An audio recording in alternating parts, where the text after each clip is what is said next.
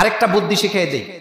রাস্তার মধ্যে গরু জবে করছেন বা বাড়ির ঘাটায় গরুটা জবে করছেন, একটা কথা মনে রাখবেন, গরু জবে করার পর রক্ত যদি জমাট বাঁধা পর্যন্ত অপেক্ষা করেন, তাহলে এই রক্ত আর পরিষ্কার হবে না। সেজন্য আপনার দায়িত্ব হলো জবে করার পরে রক্ত বের হবে, সাথে সাথে আপনি পানি ঢেলে দিবেন।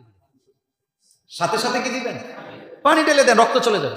রক্ত পানির সাথে মিশে চলে যাবে, পরিবেশ আর নষ্ট হলো না। কিন্তু রক্তটা যদি জমাট বেঁধে যায়, এটা আর পানিতেও যায় না। শুধু পানিতে না, এরপরে এটা কোদাল দিয়ে যেখানে নিয়ে ফালাবেন ওই জায়গায় আরো নোংরা হবে। কিন্তু সাথে সাথে যদি আপনি পানি ঢেলে দেন, তাহলে কি হয়? এটা রক্তটা পানির সাথে মিশে পরিষ্কার হয়ে যায়। সুতরাং আমার কুরবানি, আমার পরিচ্ছন্নতার দায়িত্ব কার?